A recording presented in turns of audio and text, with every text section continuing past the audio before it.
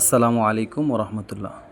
প্রিয় তলিবুল এলেম ছাত্র বন্ধুরা, সবাইকে জানাই অ্যারাবিক নিস্ট অনলাইন ক্লাস থেকে স্বাগতম। বন্ধুরা, আজকে আমরা শিখব এসএম এর পরিচয়, এসএম কাকে বলে, এবং এসএম চেনার কিছু আলামত আমরা শিখব, সিমটম শিখব, যে কিভাবে আমরা একটি বাক্যের মধ্যে এসএম দেখলেই সহজে সেটা আইডেন্টিফাই করতে পারবো এসএম বলে। যেমন আমরা জানি যে কালেমা 3 প্রকার হয়ে থাকে, এসএম, ফেল, হরফ। এর মধ্যে থেকে আজকের আলোচনার বিষয়টা হচ্ছে আমাদের এসএম নিয়ে। এই যে এসএম এর পরিচয় নিয়ে আজকে আমরা কথা বলবো। এসএম এর পরিচয় বা এসএম এর সংজ্ঞা হলো যে কালেমা 3 কালের কোনো একটির সাথে সম্পর্ক রাখা ব্যতীতই নিজের অর্থ নিজে প্রকাশ করতে পারে তাকেই কিন্তু এসএম বলে। তাহলে যে কালেমা 3 কালের কোনো একটির সাথে সম্পর্ক রাখা ব্যতীতই নিজের অর্থ নিজে প্রকাশ করতে পারে তাকে এসএম বলে। মনে রাখতে হবে, এসএম স্বয়ংসম্পূর্ণ, ওর কারো কোনো সহযোগিতা প্রয়োজন হয় না, নিজের অর্থ নিজে প্রকাশ করতে পারে। যদি আমরা আরও সহজে এসএমের পরিচয়টা দিতে চাই, তাহলে আমরা বলতে পারি যে কোনো নামকেই এসএম বলা হয়। কোনো কিছুর নামকেই এসএম বলে। আমরা যে কিছু জানবো, যদি নাম হয় সেগুলো অবশ্যই সেগুলো অন্তর্ভুক্ত হবে এসএমের। যেমন এখানে দেওয়া আছে কিতাবুন বই, ওরাকাতুন একটি কাগজ, এবং কলামুন কলম। এইগুলো কিন্তু, এই যে কিতাবন দেখতে পাচ্ছি, অরাগতন, কলামন, এগুলো কিন্তু সব এসএম, কারণ এগুলো এক একটি বস্তুর নাম। আর আমরা জানি যে কোনো কিছুর নামকেই এসএম বলা হয়। এখন আমরা জানবো এসএম চেনার সিমটম কি, আলামত কি, কি কি সিমটম দেখে আমরা এসএমকে আইডেন্টিফাই করতে পারবো। চলুন দেখি সেটা। এটা হচ্ছে আমরা এসএম চেনার আলামত। প্রথম নাম্বার আলামতটা হচ্ছে এসএমের যে আরবি শব্দটি ফেল কিংবা হরফ হবে না। যেটা হরফ না, আমরা জানি হরফ হাতে গোনা কিছু, আমরা আগে হরফ নিয়ে ভিডিও করেছি, ক্লাস নিয়েছি, ওগুলো থেকে আমরা দেখে নেব হরফ। প্রসিদ্ধ হরফগুলো আমরা পিছনের ক্লাসে আমরা আয়োজন করেছি বা ওখানে উপস্থাপন করার চেষ্টা করেছি। তো হরফ যেগুলো না এবং ফেল যেগুলো না, এই দুইটি বিষয় বাদ দিলেই বাকি যা পাবো আমরা সেগুলো কিন্তু এসএমের অন্তর্ভুক্ত হবে। প্রথম আমরা কোনো শব্দ দেখলে দেখব সেটা হরফ কিনা। যদি দেখি না সেটা হরফ না, তারপর দেখব সেটা ফেল কিনা। দেখব যে না সেটাও ফেলও না, তাহলে আমরা ধরে নেব সেটা এসএম।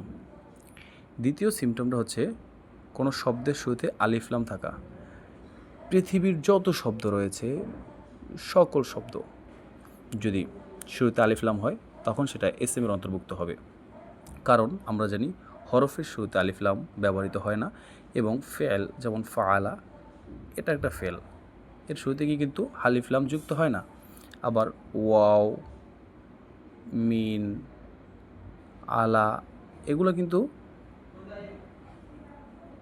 হরফ। এই হরফগুলোর শুরুতেও কিন্তু আলিফলাম যুক্ত হয় না। তাই আমরা বলেছি যে এই হরফ হবে না, ফেল হবে না, যেটা থাকবে সেটাই এসএম। এবং শব্দের শুরুতে যদি আলিফলাম যুক্ত হয় সেটাও এসএমের অন্তর্ভুক্ত হবে। যেমন আমরা এখানে দেখতে পাচ্ছি, এখানে লেখা হয়েছে আল মুআল্লিমু। এই যে মুআল্লিমু শুরুতে আলিফলামটা, এটা কিন্তু একটি এসএমের আলামত। এই যে আত-তাসাউফু, এই যে আত-তাসাউফ শব্দটা, এখানে কিন্তু আলিফলাম যুক্ত হয়েছে, এটা একটি এসএমের আলামত।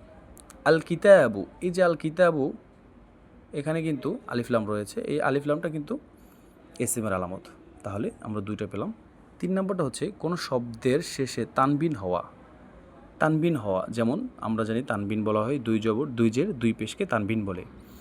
এখানে আলিমুন, এই শেষে দুইটি তানবিন রয়েছে, এই আলিমুন, এবং রয়েছে তিলমিজুন, এইখানে কিন্তু তানবিন রয়েছে। তো আমরা দেখব হচ্ছে এখানে তানবিন থাকবে কিনা। শব্দের শেষে যদি তানবিন থাকে আমরা সেটাকে এসএম ধরে নেব। কোনো শব্দের শেষে গোলতা থাকা, যে কোনো শব্দের শেষে গোলতা থাকলে সেটা আমরা এসএম হিসেবে ধরে নেব। যেমন তলহাতু, এটা একটা এসএম। কলানসুয়াতু, এটি একটি এসএম। দাব্বাতু, এই জাতীয় যত গোলতা থাকবে শেষে সবগুলো কিন্তু এসএমের অন্তর্ভুক্ত হবে। 5 নম্বর হচ্ছে কোনো কিছুর নাম বোঝানো। স্পষ্ট কোনো কিছুর নাম বোঝানো, সেটা অবশ্যই এসএমের অন্তর্ভুক্ত হবে। যেমন মাক্কা, এটা নাম। ওমর, এটা নাম। ইবনে মাসুদ নাম। ইরাক নাম। আল এই যে আকসা এটা নাম, এবার ফুরফুরা দরবার শরীফ এটা কিন্তু নাম। বাংলাদেশ সারসিনা দরবার শরীফ, এই যে সারসিনা এটা কিন্তু একটা জায়গার নাম। তো যে কোনো কিছুর নাম যদি বোঝানো হয় তাহলে কিন্তু এটা স্পষ্ট এসএম আমরা ধরে নেব। 6 নম্বর হচ্ছে কিছু ওজন দেওয়া হয়েছে, এই সকল বাহাসের কিছু বাহাস দেওয়া হয়েছে, এই সকল বাহাসের রূপান্তরগুলো এসএম এর অন্তর্ভুক্ত হবে, যেমন ইসমুল ফাইল, ইসমুল মাফউল, ইসমুল জরফ, ইসমু আলা, ইসমু তাফদিল। এই জাতীয় বহসের যতগুলো ওজন আসবে সবগুলো কিন্তু এসএম এর অন্তর্ভুক্ত হবে। যেমন এই যে আলামু, এই যে কসিদুন এটা কিন্তু ফাইলুন ওজন এসেছে, মাকবুলুন এটা মাফুলুনের ওজন এসেছে, মিফতাহুন এটা কিন্তু ইসমে জরফের সিগা এবং ইসমে আল্লাহ সিগা, এবং হচ্ছে মাকতুবুন আলামু ইসমে তাবদিলের সিগা। এই যে সিগাগুলো আসবে এগুলো কিন্তু আমরা এসএম এর অন্তর্ভুক্ত করব। তাহলে আমরা জানতে পারলাম যে এই যে কয়টা আমাদের আলামত রয়েছে, প্রায় 6টি আলামত, এই 6টি আলামত যদি আমরা স্পষ্ট জানি তাহলে কিন্তু আমাদেরকে এসএম চিনতে আর কোনো অসুবিধা হবে না। বাক্যের মধ্যে আমরা দেখলেই চিনে ফেলতে পারবো। 1 নম্বরে ওই শব্দটা হরফ কিংবা ফেল হবে না। 2 নম্বরে শব্দের শুরুতে আলিফ লাম থাকা। 3 নম্বরে তানবিন শেষে তানবিন থাকা। 4 নম্বর কোনো শব্দের শেষে গোলতা থাকা। 5 নম্বর কোনো কিছুর নাম বোঝানো, সেটা এসএম এর অন্তর্ভুক্ত হবে এবং সেটা এসএম।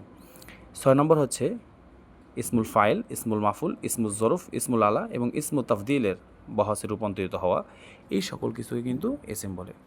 আশা করি আপনারা ক্লাসটি ভালোভাবে বুঝেছেন। এতটুকু সময় আমাদের সাথে থাকার জন্য আপনাদের সবাইকে ধন্যবাদ। দেখা হবে পরবর্তী ক্লাসে ইনশাআল্লাহ। আসসালামু আলাইকুম ওয়া রাহমাতুল্লাহ।